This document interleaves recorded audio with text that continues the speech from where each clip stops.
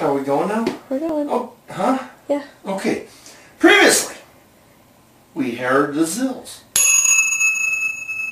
Reminding me of my auto body and fender collision days.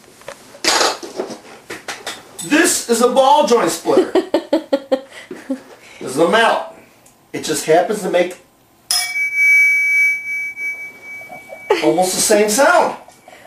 Wait, okay, what's a ball joint splitter for? A ball joint splitter is for removing the ball joints on your front end, where your wheels control to the frame and everything. They have ball joints that mount into a rubber bushing. Well, we use this.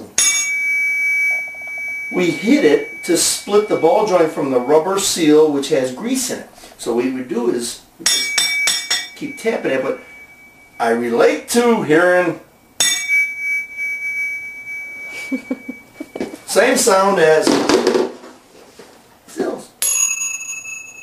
Different pitch. There you go. Thanks, babe. Thank you. I didn't get that part. Say it again. Oh, and thank you for the 5 stars.